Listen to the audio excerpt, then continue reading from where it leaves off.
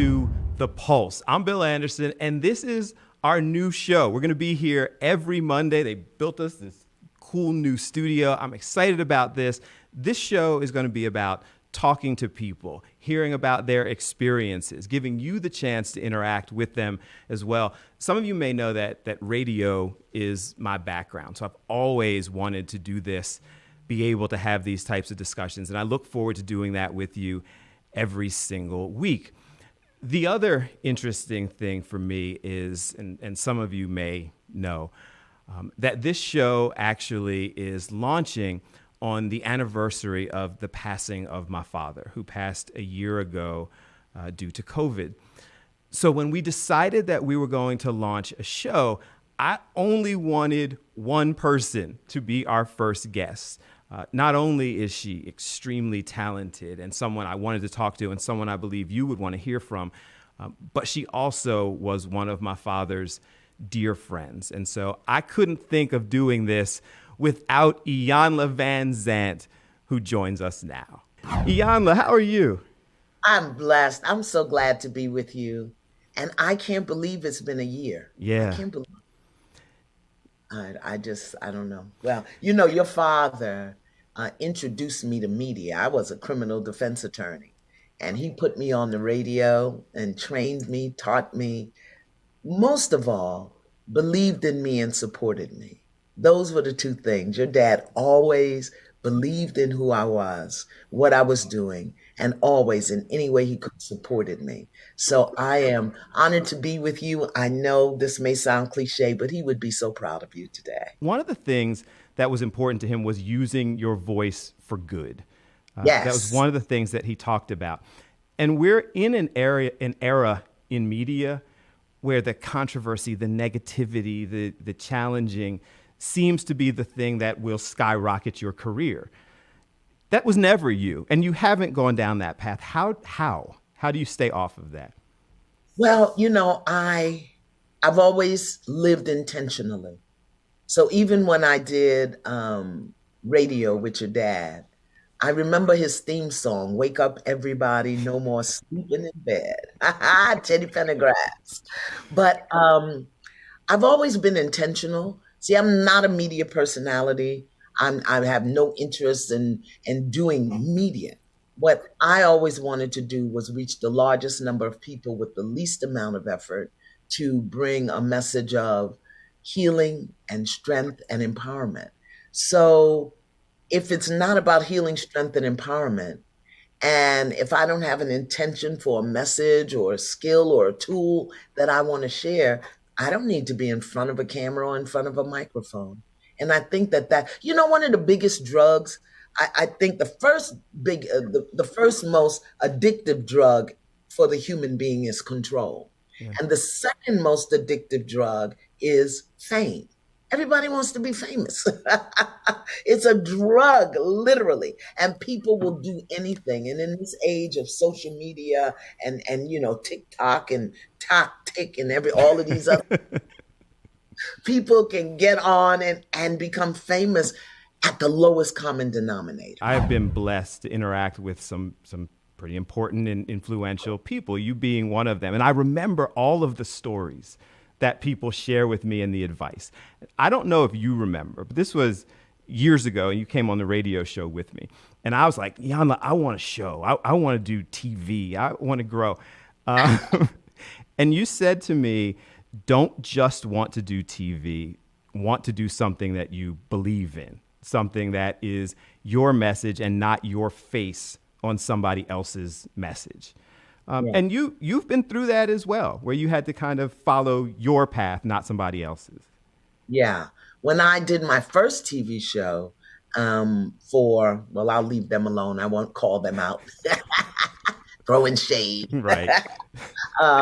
They wanted me because of who I was in the world and not because of the message that I brought. So that didn't last very long. That did not last long at all. Right. And then when I went back to television to do Starting Over, that was just the sweet spot for me, working with women, doing their healing. And I think everywhere in life right now, Bill, I think that And the pandemic in a funny way kind of helped us to get clear about really who we are and what we're doing. What are you doing? Because when we got shut down and couldn't do anything, were things we had to look at. Okay, now what am I doing here? And what do I want to do? And what matters to me? So from that perspective, I think, people learned a lot during the pandemic. I mean, people who have left their jobs, people who are starting businesses, people who want to spend more time with family. Then you have the reverse, where people got divorced. Yeah.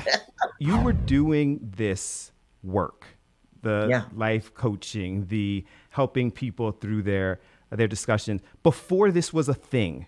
Like, Oh, yeah. now it kind of feels like it's a thing. People are moving into that space. I've always been guided, spiritually guided.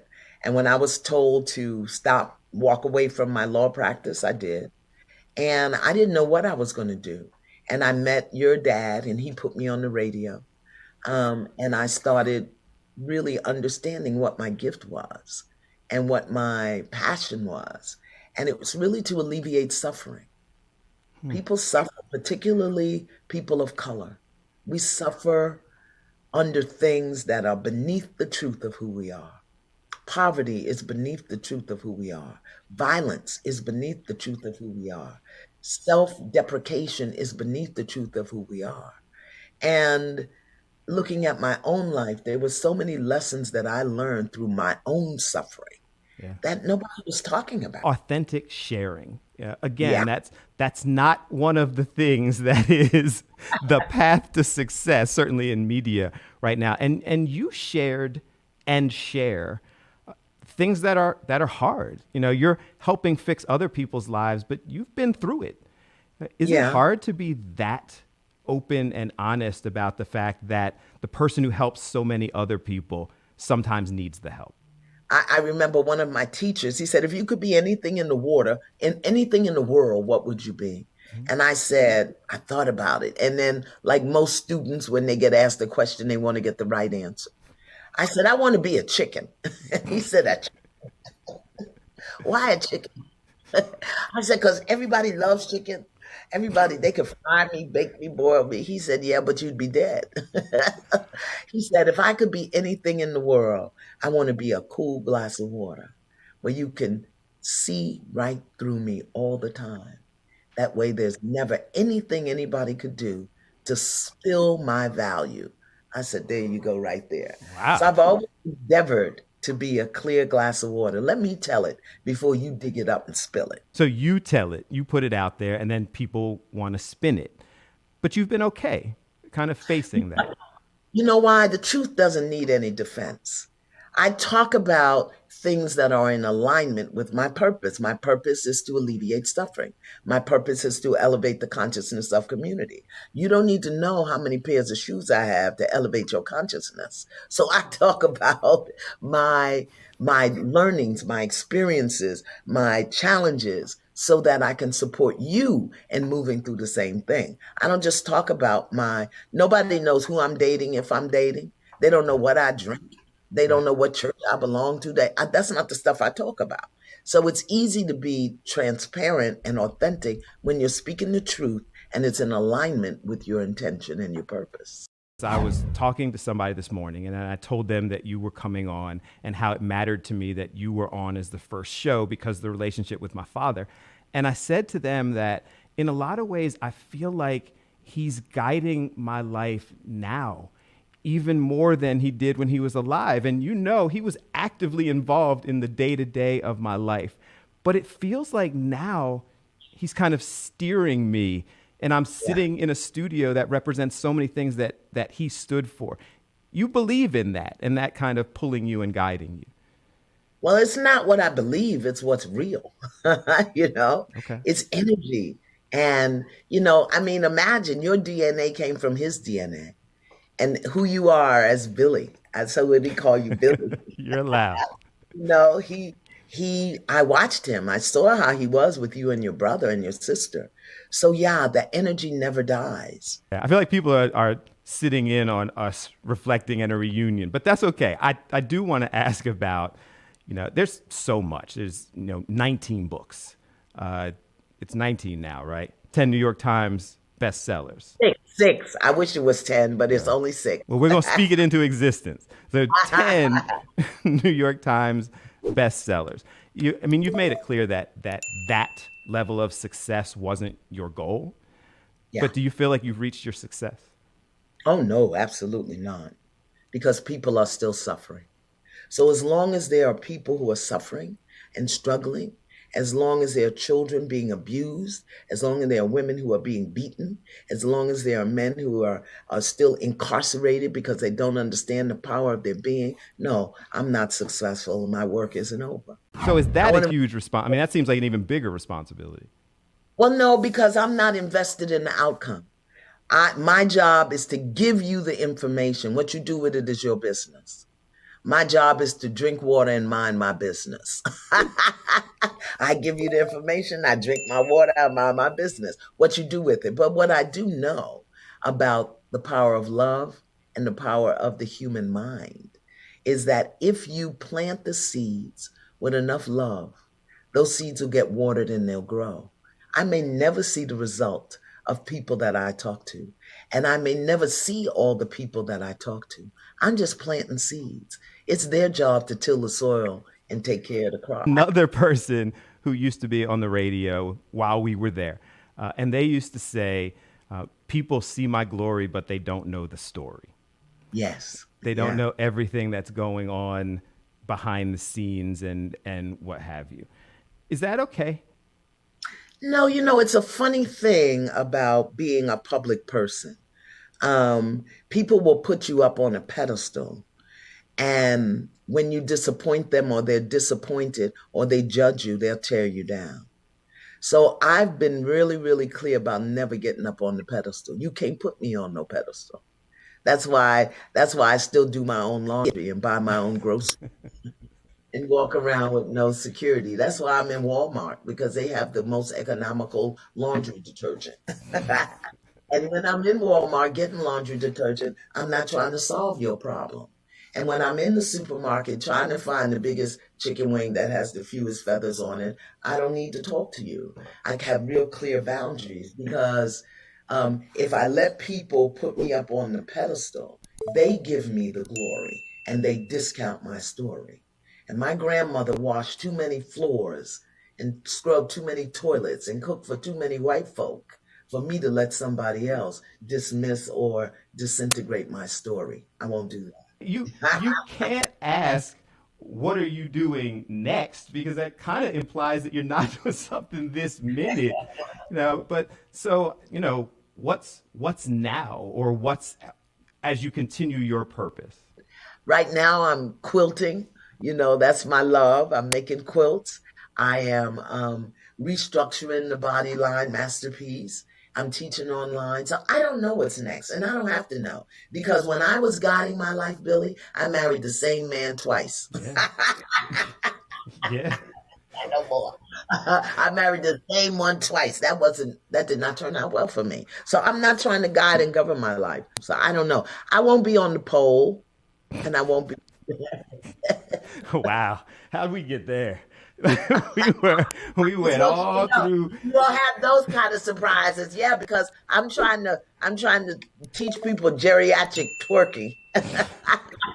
So there's nothing that we should be surprised by. No. If that's the next, fix my twerk. If that's the next step. I'm sitting there watching movies on one night, and the movie that was selected for me was Girls Trip. Yeah. And here you come there in Girls Trip. Is doing that kind of stuff just fun? Just kind of expanding? Yeah, it's fun. And the girls wanted me. They wanted me. Jada and the Queen, they wanted me to come and do it. So that was fun. But, I'm not close to movies, but I would either have to play myself or somebody like me. I don't want to have to go through acting school now. But I'm open. Level of success wasn't your goal, Yeah. but do you feel like you've reached your success? Oh, no, absolutely not. Because people are still suffering. So as long as there are people who are suffering and struggling, as long as there are children being abused, as long as there are women who are being beaten, as long as there are men who are still incarcerated because they don't understand the power of their being, no, I'm not successful. My work isn't over. So is that a huge response? I mean, that seems like an even bigger responsibility. Well, no, because I'm not invested in the outcome. My job is to give you the information. What you do with it is your business. My job is to drink water and mind my business. I give you the information, I drink my water, I mind my business. What you do with it. But what I do know about the power of love and the power of the human mind is that if you plant the seeds with enough love, those seeds will get watered and they'll grow. I may never see the result of people that I talk to, and I may never see all the people that I talk to. I'm just planting seeds. It's their job to till the soil and take care of the crop. We open up to kind of social media for people to ask questions if they would like to, so that they can ask you a couple also. They wanted to know, what's your why? Like, what's the reason that you wanted to do all this, other than just, helping and guiding people, your personal why? Because I'm committed to serving God. And everything I have, everything I am, everything I've learned, everything has been through God's grace. And it wasn't for me. I didn't survive suicide for me. I didn't survive a divorce or sexual abuse as a child or abandonment for me. I survived all of that as a testimony of God's grace, God's presence, God's love. What's the best advice you ever got from someone? I don't know if it's the clear water thing, or is there more? No, it was my dad when he told me, sit down, shut up, and listen. Sit down. You don't always have to be busy running around doing something. Shut your mouth so that you can hear. So that's what he said to me. I hated that, sit down, shut up, and listen. But that was the best advice I ever got. And that's what I did during the pandemic. So just like you said, your father's guiding you, my father still guides me. I had to sit down because I was coming off production of Fix My Life. I had to shut up, which I always talked on Fix My Life, and I had to listen within. We end our shows and our discussions, we try to, with use your voice for good. My father, you, the things that really matter. There's so many. But if you wanted to kind of leave people with some sort of use your voice for good, what would you want to direct them to do or support or what have you? We got to vote. We have got to vote. And I know people are so sick of politics and sick of the fighting in politics. But those who believe in freedom, we can't afford to sit down and be apathetic about what's going on, particularly people of color. So use your voice to support the candidate that you choose, the one that's serving your community, the one that has your best interests at heart. I say choose a candidate, and when you choose a candidate, vote for you. Doesn't matter what party, what color, what gender, vote for you and choose the candidate that is speaking to your best and highest good. The other thing, use your voice for good. Billy, we have got to do something about our children, our young people. We have got to start mentoring or,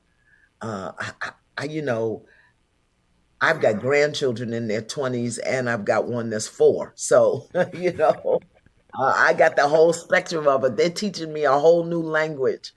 But we've got to make the children a priority. One of my personal mottos is secure the children first. The house is burning, secure the children first. You only got a little bit of money, secure the children first. You're in a bad relationship, secure the children first. We have got to secure our children. Thank you so much for doing this. I would not, excuse me, and I told people I wanted a show, but I didn't want to launch it without you. So I appreciate you doing this. I know it's a crazy schedule. I feel like my father continues to guide our hand. My family loves you. So many other people do. So thank you so much for doing this. You one of my children. So you younger than my youngest child. So I just look good for my age. Yes, you do. So good luck. Congratulations. Do it from your heart, Bill. Do it from your heart. When the producers don't see it the way you see it, fight them down. Fight for what you believe in and serve. And I know you'll do that because that's what your dad did. And don't be afraid of the hard topics. Just speak from your heart. Don't be afraid to make a mistake. Sometimes you'll say the wrong things and people will come after you. You'll survive. If they bother you, you call me. I'll come and take care of you. I got you. Drink water and mind your business. That seems like the mic drop. Yeah, when I say that, what I mean is take care of you. Mind your business. Strengthen your mind. Clean up your heart. Do your forgiveness work before you go out trying to fix everybody else and having an opinion about everybody. Drink water so you flourish and nurture your body and mind your business first. I love you. We love you. I will talk to you soon. Thank you for starting the pulse off right. Yes. Boom, boom, boom. Pulse.